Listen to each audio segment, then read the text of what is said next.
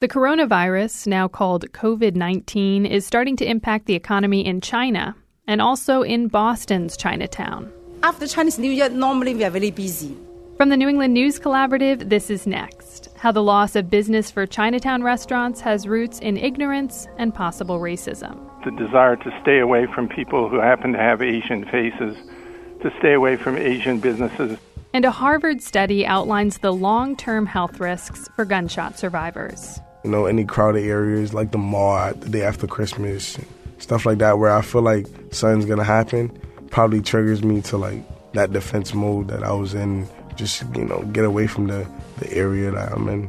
We'll wrap up the show with the story of a man who was nearly lost at sea and kept tempting fate. It's next.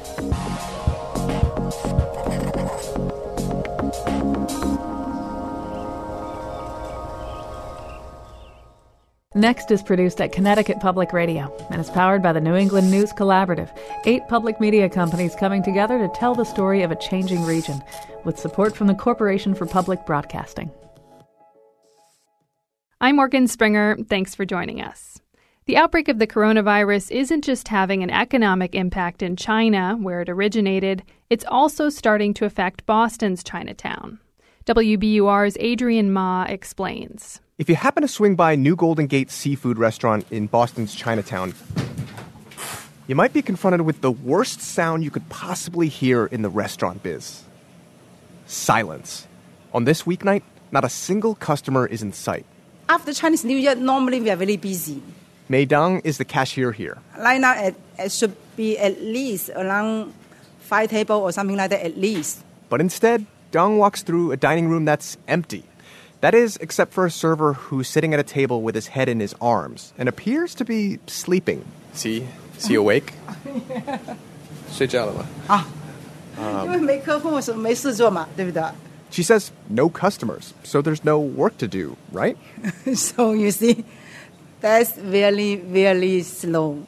Other shops on the block also say the normal flow of customers has evaporated, especially after recent news that a Boston man who traveled from Wuhan, China, was the state's first confirmed case of coronavirus. And similar scenes are playing out in Chinatowns in San Francisco, Houston, and New York. Fear of the new virus is a drag on business. Across Beach Street, things are a little better at a restaurant and bakery called Great Taste. There's a small crowd, and among them is a guy named Stephen Chen. Do you come here a lot? Yeah, that's my restaurant. Oh, this is your restaurant? All right, it's your restaurant. On top of owning the place, Chen also heads up the Chinatown Business Association. People is worried. That because affecting everyone. Like, if I have no business, I have to lay off some employee, right? Chen's worried about history repeating. In 2003, when a different coronavirus called SARS broke out in Asia, a lot of people stopped coming to the neighborhood. The mayor had to hold a publicity lunch to urge people to come back. And this time, Chen says he's lobbying the city to make a similar show of faith. Because a lot of people, Chinese and non-Chinese, they seem afraid. He says, just look around town at all the people wearing face masks. No, I don't like that. Because then you think it's not safe, stay home, right? You're scaring the people. There has been a lot of fear around the novel coronavirus, and we need to be aware of these fears and not let them get the best of us. That's Dr. Jennifer Lowe, medical director for the Boston Public Health Commission. Right now in Boston, the risk of getting the flu is significantly higher. And the flu is everywhere. You could get it at work, at school. If you have kids, you could get it from them. So we should be afraid of kids. Is that what you're saying? No, that is not what I'm saying. Just kidding. The children are our future. The point is, if you live in the U.S. right now, your chance of getting the coronavirus is extremely low, whether you're in a Chinatown or not. Mei Deng at New Golden Gate Restaurant hopes customers hear that message and start coming back. So it's very hard, very difficult time to do right now. Oh, I hope that turns around for you. I hope everybody can come back and then to eat and then to enjoy. If they don't, there may be a lot more slow nights like this one. For the New England News Collaborative, I'm Adrian Ma. Because the coronavirus originated in China, some people are treating Asian Americans with intolerance, suspicion, and at times racism. That's what Paul Watanabe says. He's a political science professor and the director of the Institute for Asian American Studies at the University of Massachusetts in Boston. Perhaps it's based on ignorance and a lack of knowledge about what's going on, but some people, sometimes the floodgates of racism or misunderstanding are opened up, and I think that may be reflected in the partially the response to desire to stay away from people who happen to have Asian faces, to stay away from Asian businesses in areas that seem to be heavily occupied, like Chinatown, with Asian people and businesses. So let's talk about this idea of ignorance first. So what would you say to somebody who says, look, this isn't about race. I'm calculating risk, that the outbreak is widespread in China. There's an increased chance of contact with people from China and Boston and Chinatown, they might say, than other places in the city. So I'm just being logical. What would you say to somebody who said that? The extent to which individuals make individual choices of how they wish to and who they wish to associate with, I can't speak to that. I think in some ways it does reveal ignorance. It's not going to protect individuals, and the level of threat is not that great going into Chinatown or Chinese businesses or et cetera.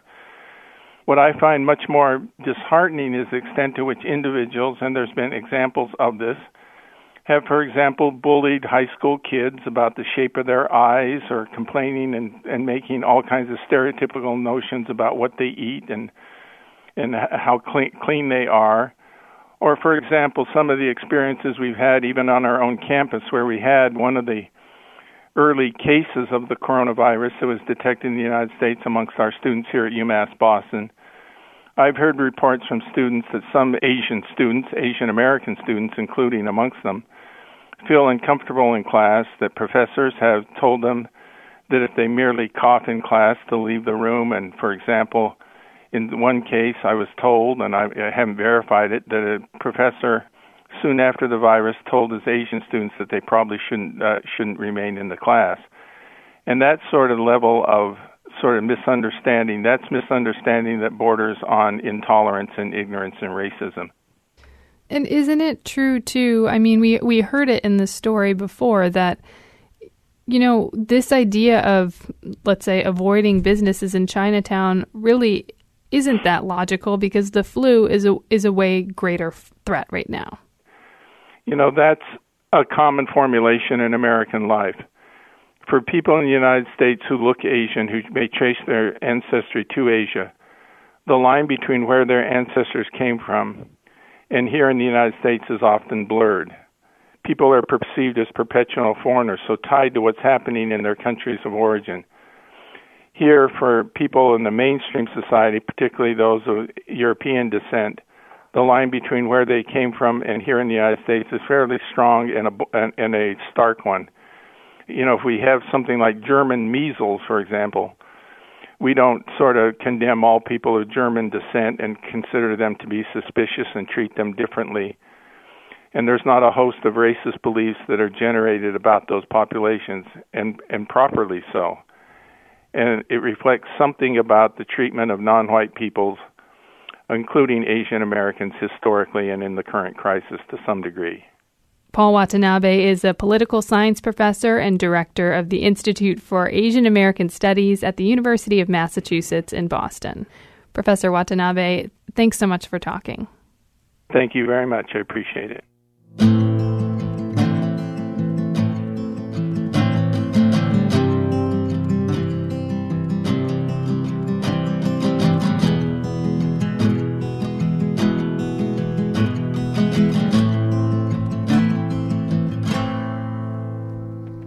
The dwindling field of Democratic presidential candidates has left New England and moved on to Nevada and South Carolina.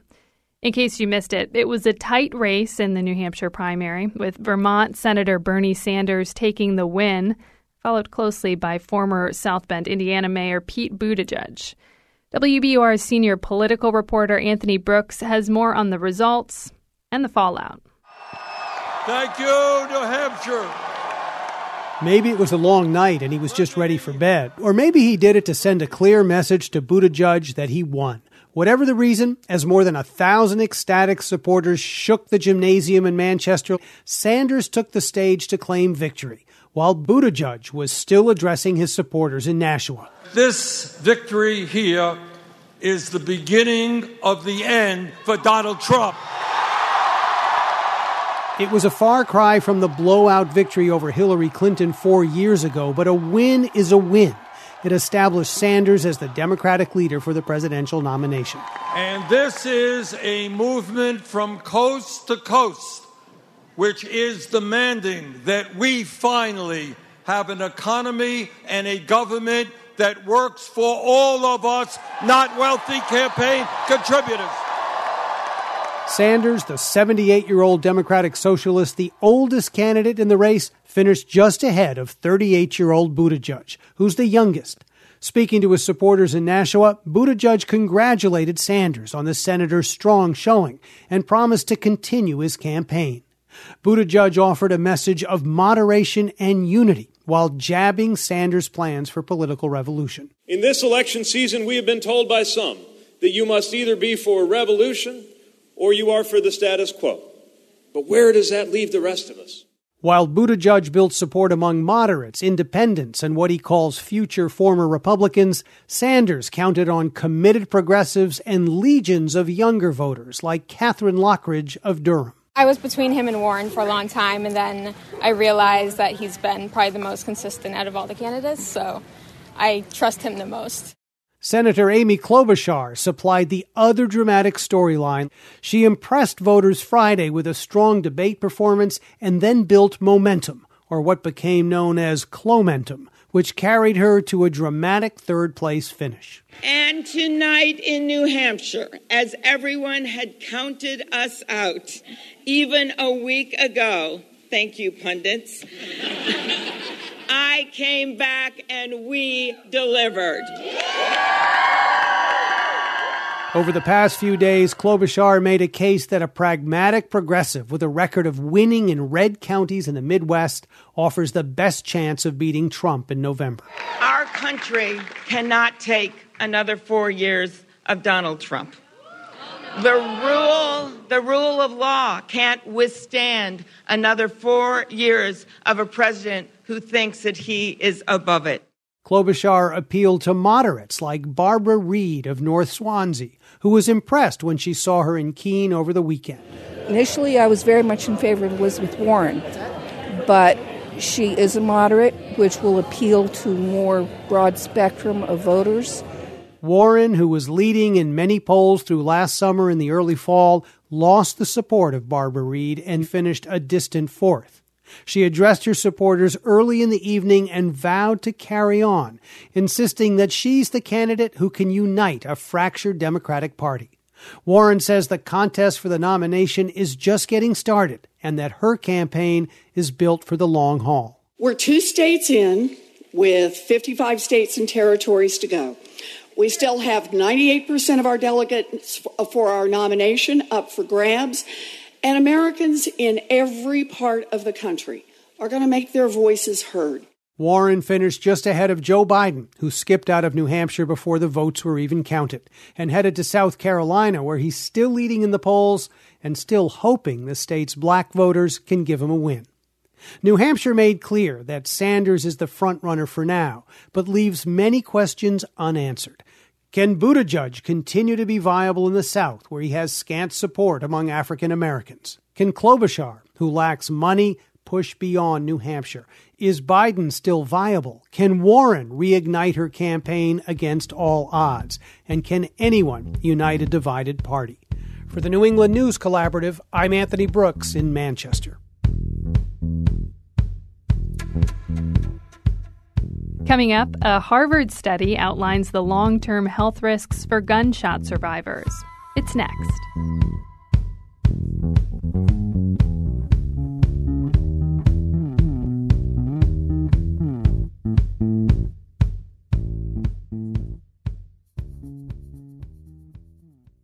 Next is made possible in part by our founding supporters, who believe in the power of collaborative news coverage, including the Common Sense Fund, supporting the New England News Collaborative and its coverage of climate change and the evolving clean energy economy.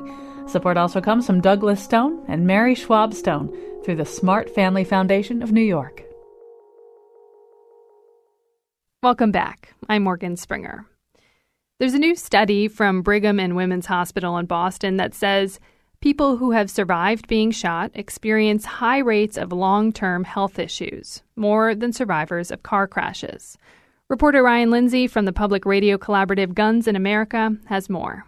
Shooting survivors from 3 trauma centers in Boston told researchers just how much their lives had changed after being shot. 68% reported experiencing daily pain and 59% hadn't been back to work. Many screened positive for PTSD or said they had trouble with things that used to be easy, like walking, using the bathroom, driving, or showering. Here's Dr. Juan Herrera Escobar. Most of the firearm injury survivors are really struggling to come back and have the life that they used to have before the injury. He says the study highlights that gunshot survivors are patients that have special needs when it comes to their recovery and rehabilitation once they're discharged from the hospital. For the New England News Collaborative, I'm Ryan Lindsay. Tyreek Marquez was shot in the head by a stray bullet. He was 7 at a parade in Hartford, Connecticut. Tyreek is now 18 and a college student. And here's how he remembers that day nearly a decade ago. I was already in the house. And we had went out back to get my sisters because it was getting dark outside. And when we started to go walk and look for them on Main Street, we heard shots. And this was Main Street in Hartford? Yes. Yeah. So we heard shots and we started to run. And from there, once I got into the crowd, and I was hit. And from there, that's all I just remember waking up in the hospital. What was recovery like for you? Recovery was probably the worst of it because I had to learn how to walk again, and I had to learn how to do certain things, only being able to use one side of my body. And you had to learn to use one side of your body because the left side is partially paralyzed, is that correct? Yeah, I was diagnosed with partial paralysis. Now it's been over a decade, so you've spent more of your life walking with some partial paralysis. Does it feel just like how life has always been, or do you still have memories of how it was before? I have like very slight memory of how life was before I got shot, but like honestly, it's like it kind of feels like this is how life has always been. Mm-hmm. This study found that gunshot survivors experience long-term health issues, including an impact on mental health. Can you relate to that at all? I feel like I can relate to that probably under PTSD, only because certain things trigger memories and flashbacks, like parties, any crowded areas, like the mall the day after Christmas, and stuff like that, where I feel like something's going to happen, probably triggers me to like that defense mode that I was in, just, get away from the area that I'm in. Because your injury has left you partially paralyzed, do you find that people notice and comment, and is that annoying, or does it feel, how do you feel about that? There's never any really rude comments, or like there's never nobody like, trying to pick on you or clown you. Most people, they would just just come up to me and they would just ask me like, if you don't mind me asking, that's always the giveaway. I already know what they're gonna say from there. So they always say, if you don't mind me asking, why do you walk like that, or what happened to your arm? It's either one or the other, and I just give them the same. I give them the same answer, and they always become shocked, and they're like, they ask me how did I survive, and I never have an answer for them. And what's the same answer that you give everyone? I'm blessed. That's all I can tell you. And that's how you feel. Yeah, and I kind of appreciate people asking me what happened more than I appreciate them staring. I don't like being stared at. So if you ask me and I can just tell you and you can just go about your day, then I'd rather that. Yeah. How do you feel like your experience has impacted what you want to do in the future, or how you interact with fellow gunshot survivors? I think that my experience has probably helped me to help others open their eyes up and really show them that, that the community that we live in, it shouldn't be as normal as we make it seem to hear gunshots or to lose people or to know people who's gotten shot. And the thing is, I know a bunch of people who've gotten shot, and I'm just another person on their list of people that they know who's gotten shot. Yeah. And now I don't think that it should be like that. Tyreek Marquez, thanks so much for talking. I really appreciate it. Thank you so much for having me.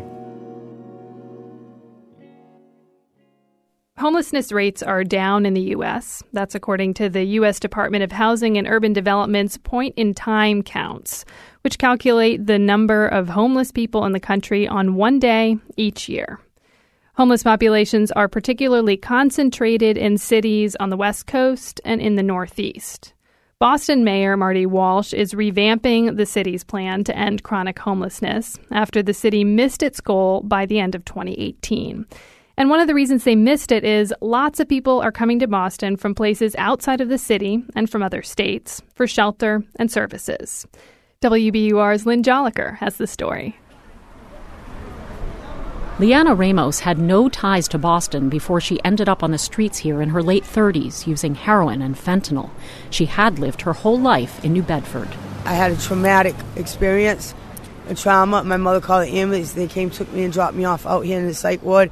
And then the psych ward said, I'm okay. They don't need me there no more. I can't stay there no longer. And they dropped me off at the shelter. Ramos says she had no options in Boston other than that shelter or the streets. Her only money coming in was $500 a month in supplemental security income, or SSI. How can you afford an apartment at $500 a month? So I stayed out here, and now look at, I ended up using it and relapsing at 38.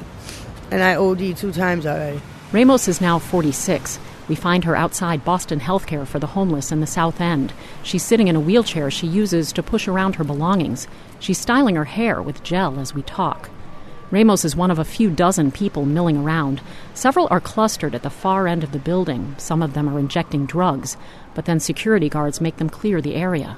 I'll be right back. I gotta get toast. 52-year-old Janine Day says she's going to get her methadone treatment nearby. Day was born in Boston but lived in Revere, Lynn, and Beverly before she became homeless about 12 years ago.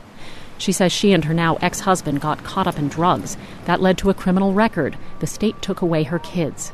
Day says she knew she wanted to be in Boston when she found herself without a home. It's just easier. Everything's walking distance. So you can eat free. Sorry? You can eat. From Rosie's Place, the churches feed you. City officials say in recent years, their data has consistently shown more than 50% of the people staying in Boston's adult emergency homeless shelters last had a permanent residence someplace other than Boston. About 25 to 30% of those people are from out of state.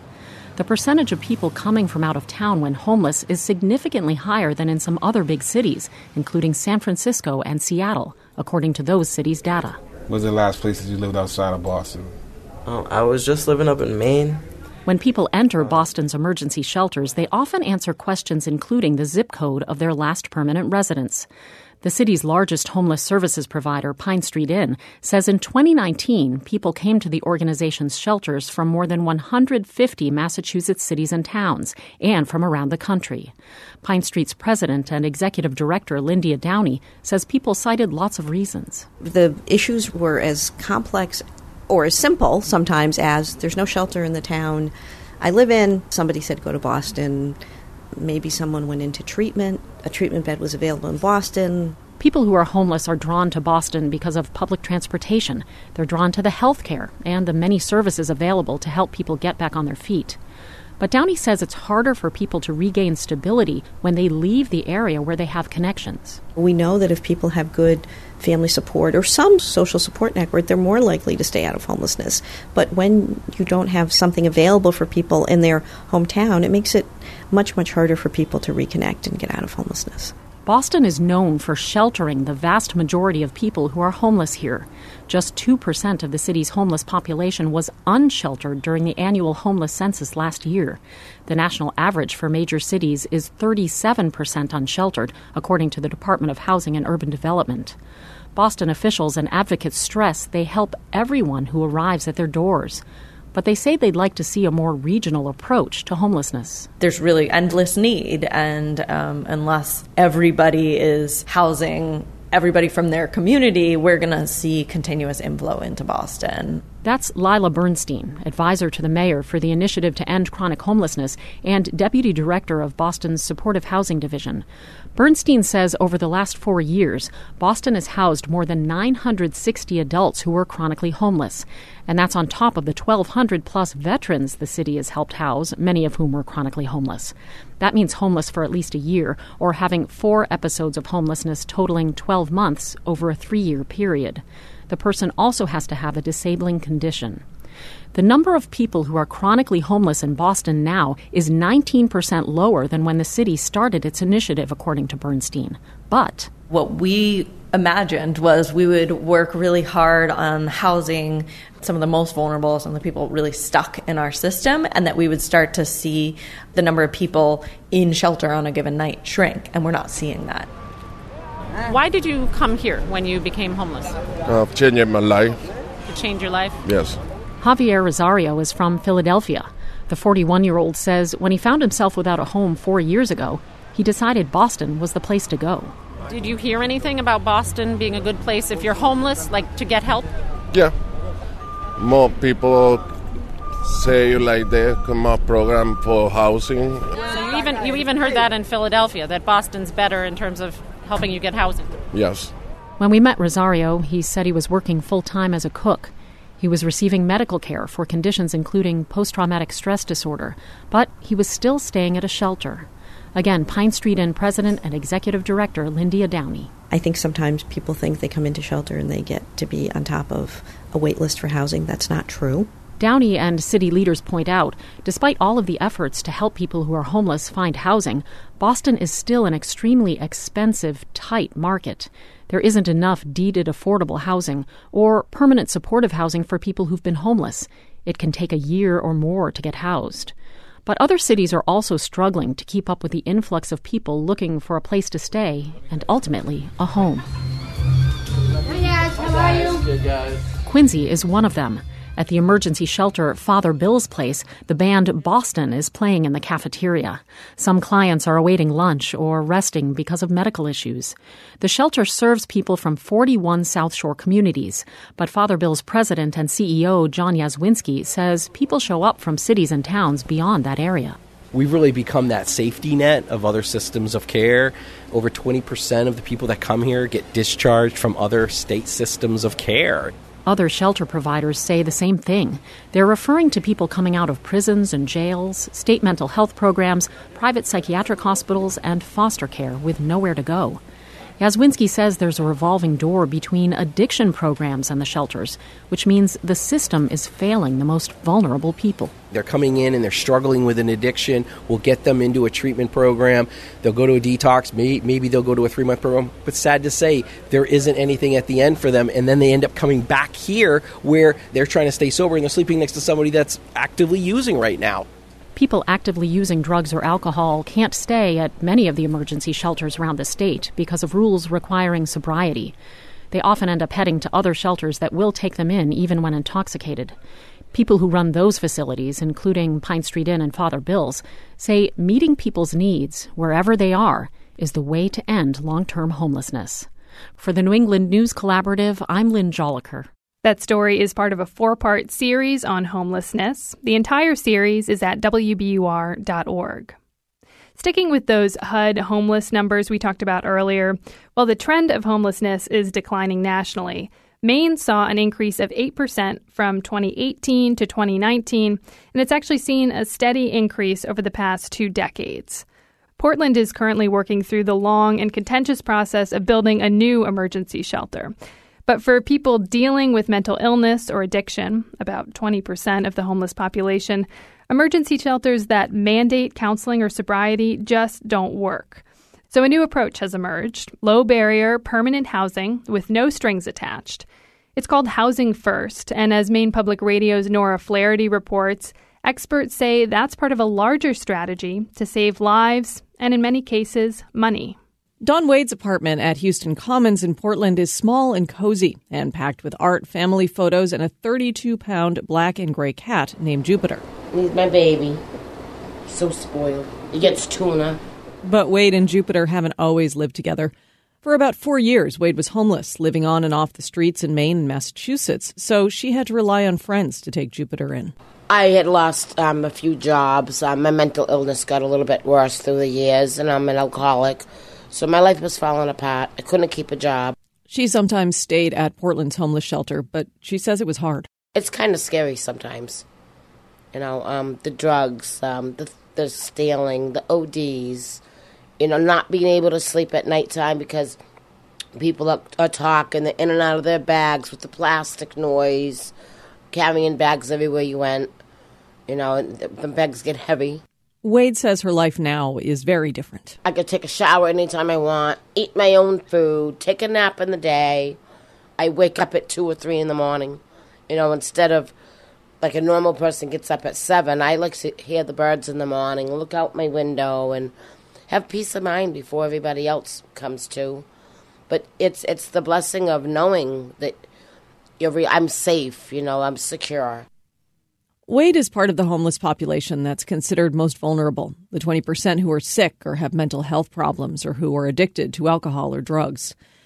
Advocates say these people are the least likely to do well with requirements like sobriety or medication compliance, and they're also the most likely to use emergency services and to die while living on the street. Anything could have happened. Rape, OD, dying, anything.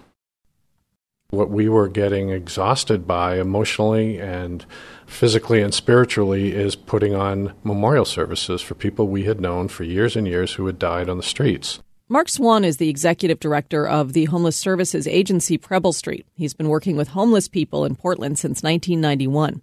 He says after years of using an approach that required people to meet certain benchmarks before they could get housing aid, he and his colleagues decided to try something new in the early 2000s.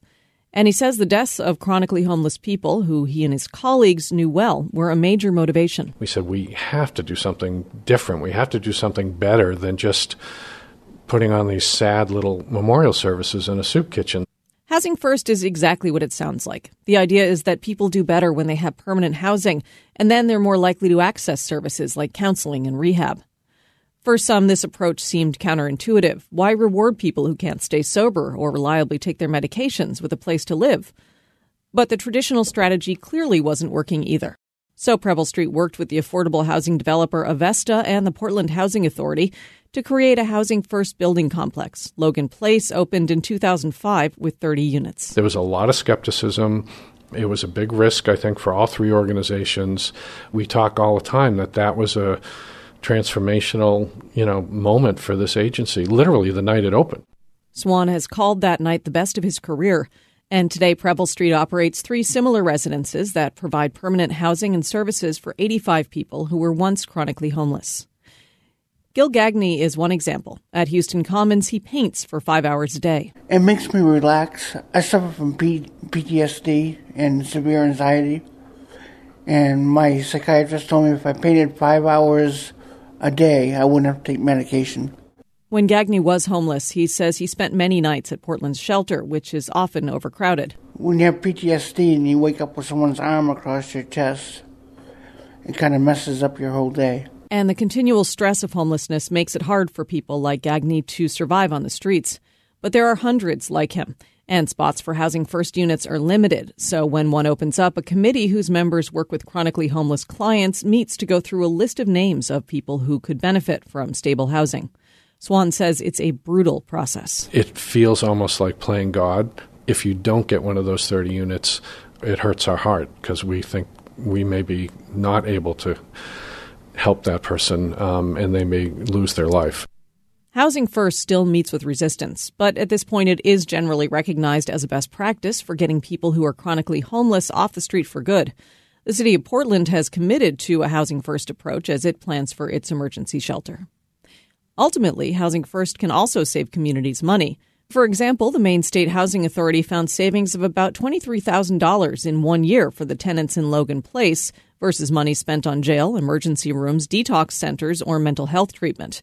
But Housing First isn't a cure-all. Swan says it's only part of the solution to homelessness. I've worked and lived in Portland for almost 30 years, and I've never seen so many people sleeping outside. So, again, we can work on all these solutions, but we still need shelters, and we still need shelters to be accessible and have the capacity to support people in an emergency situation.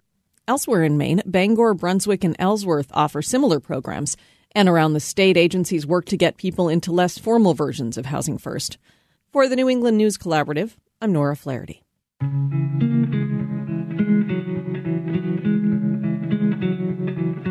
After the break, an incredible tale of survival at sea. It's next.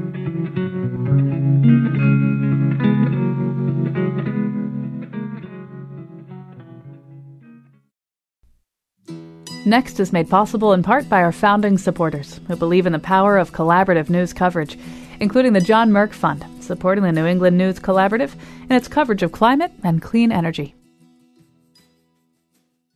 We're stepping back in time to more than 100 years ago in Gloucester, Massachusetts. Back then, there were hundreds of fishermen who went to sea and never returned. That would happen every year.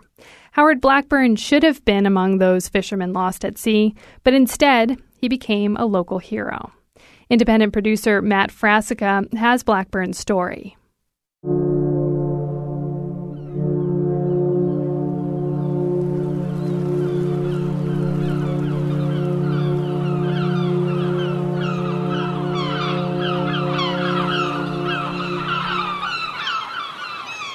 Two men in a small boat on a winter morning, somewhere off the coast of Newfoundland.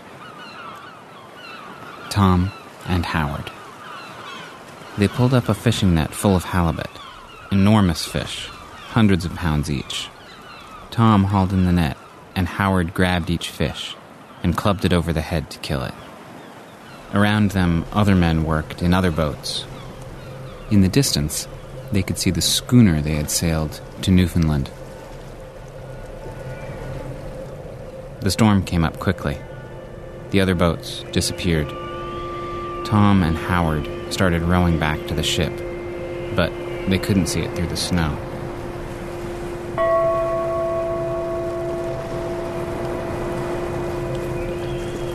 Night fell and the snow let up, and they could see a light in the ship's rigging. But the wind and the waves kept pushing them away. We put every ounce we had on the end of the oars. No use. The wind was too strong and the sea too rough. The vessel's light stayed just as far away. They set anchor to wait out the wind. All night, waves filled up the boat as fast as Tom and Howard could bail it. At daylight, we looked for the vessel. There was no vessel. Howard and Tom were both from the Atlantic coast of Canada. Tom from Newfoundland, Howard from Nova Scotia. And they had both gone to Gloucester, Massachusetts, to join the fishing fleet. Gloucester was the center of the North Atlantic fishing industry, big business, back when the ocean was teeming with fish. And dangerous business. In 1883, the year Tom and Howard lost sight of their ship, 209 fishermen from Gloucester died at sea. Many left families behind. Tom and Howard took turns bailing out the boat and bashing ice off its sides with the bat. Howard took his thick mittens off to get a better grip. The next minute, he looked around for the mittens in the boat. Tom had pitched them over the side in a bailer full of water. Tom pointed to Howard's hands. They had turned white. What would happen if they froze up? If we lived through the gale? Tom would have to row ashore alone. Or if the vessel should chance to come along and pick us up, they would find one man at the oars and the other sitting like a dummy on the thwarts. Howard's hands were freezing solid. Slowly, he wrapped them around the oars, making two frozen claws. There now. I'll be ready to do a dory mate's full share. As the second night fell, Tom stopped bailing. He only said, "What's the use, Howard?" We can't live till morning, and we might as well go first as last. Howard kept bailing all night. By morning, Tom was dead.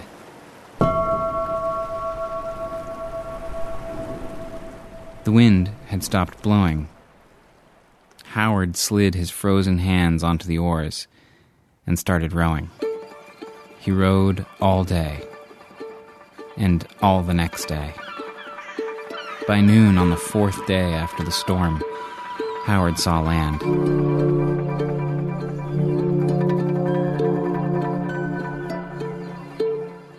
Around dark, he spotted a shack on the bank.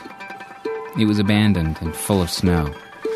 He spent the night pacing, trying not to fall asleep, eating snow to quench the thirst he had built up over 4 days on the water. The next day, Howard rowed up a river and found a tiny village. This was Little River, Newfoundland. A family took him into their log cabin and dressed his hands. It took days for them to thaw out, and when they did, Howard lost all of his fingers, except a stub of both thumbs. The family shared their food with Howard, but the town of Little River was close to starvation that winter. All they had to eat was flour, cornmeal, and salt cod. Villagers started eating their dogs. Howard's story began to spread outside of Little River. A ship of seal hunters came to see him. They left behind enough food to keep the villagers alive until spring. On April 23rd, 4 months after he'd gone astray, Howard was bundled up in a sail and carried onto a boat on his way home. Howard made his way back to Gloucester. In his absence, he'd become a celebrity. Those other 209 men lost at sea that year weren't coming back. But Howard was the one who lived. He'd come back from the dead. The owners of the halibut ship he'd sailed on made a point of paying him his share of the earnings. The local newspaper took up a collection. They raised $500. People expected this fisherman with no fingers would need the money to live on. Instead, Howard used it to set up a cigar shop. The shop did well. The following Christmas, Howard went into the newspaper office. He wanted to donate $500 to the families of fishermen who died at sea. It became a habit. Every year, Howard would give away extravagant amounts of food and money to folks who needed it. And every year, he'd send a shipment of food to Little River. He opened a tavern and entertained sailors by telling his story and picking up quarters off the bar using the flat of his hand. But something was missing. The story of his great adventure began to grow old. His days as a tavern keeper blended together. Howard wondered if all the significant, exciting things that would happen in his life were in the past. He organized an expedition to the Klondike Gold Rush and sailed around the tip of South America and up to San Francisco. He didn't make it to Alaska. He fell out with the rest of the crew and took the train back to Gloucester. But the trip proved to Howard that he could still sail, even without fingers. Really, the problem had just been other people. That's when Howard's second act started. He decided to sail on his own across the Atlantic Ocean. It had been done before by 5 different men, although never by someone without fingers. He bought a 30-foot sailboat that he named the Great Western and left Gloucester Harbor in June 1899. Almost immediately, the wind died. Howard was stuck in fog. His right foot started to hurt. The pain climbed up his leg. For 8 days, he went nowhere, sick with pain, unable to eat. Finally, he decided he had had enough and turned the Great Western back toward land. But the fog was so thick, he was afraid he'd hit rocks. Then, the wind came back. Howard started feeling a bit better. He ate something. The pain subsided. He put up the sails and headed out to the open ocean. One day, a passing steamship hailed Howard and asked if he needed anything. I had not heard the sound of a human voice for about 30 days. My own voice sounded so disagreeable when answering them that I made up my mind that I would never let an hour go by without saying something. So after that, whenever anything had to be done, I would give orders to do so and then go do it myself. On August 18th, 62 days after leaving home, Howard sailed into Gloucester, England. He drew a crowd. News of Howard's attempt to sail across the ocean had preceded him. There were speeches, toasts, a reception at a fancy hotel. Howard visited London and Paris before heading home. He didn't sail back. He booked passage on a Cunard ocean liner instead. And he was ready with stories to regale the newspapermen in Gloucester with when he got back. A couple of years passed. Howard got restless. In June 1901, he headed out again on his own. On the day he left, he held a press conference. A business house sent one of their clerks to me and wanted me to put their advertisement on my sale, promising me to give me adequate compensation. This I took as an insult. I'm not going for money, but for my own enjoyment. Had they given the Addison Gilbert Hospital $100, they could have covered my boat with ads. Howard got beaten back by heavy storms. Days at a time, he sat at the tiller in the gale, unable to take a break to sleep or eat. But when steamers came along and offered to take him aboard, he refused. On July 18th, he reached Portugal. It had taken him just 39 days, the record for a solo Atlantic crossing. At 24, Howard Blackburn managed to survive an unimaginable ordeal through the force of his will. And it had made him a celebrity. It would be perfectly understandable for him to stand behind his bar and retell the story for the rest of his life. But something drove Blackburn back out to sea. Something about that danger. Being alone against the ocean made him feel alive. And he liked having stories written about him in the newspaper when he got back. So, 20 years after coming back from the dead, he went out, again and again, to face the same ocean that had taken Tom Welch and thousands of others. And again, Howard Blackburn came back. That was Matt Frasica from the podcast The Briny. Peter Souza played the voice of Howard Blackburn. Howard Blackburn went on to other adventures, navigating inland waterways from the Hudson River to the Mississippi and around the tip of Florida. He died an old man in 1932, and crowds lined the streets of Gloucester to watch his funeral procession. You can learn more at thebriny.net.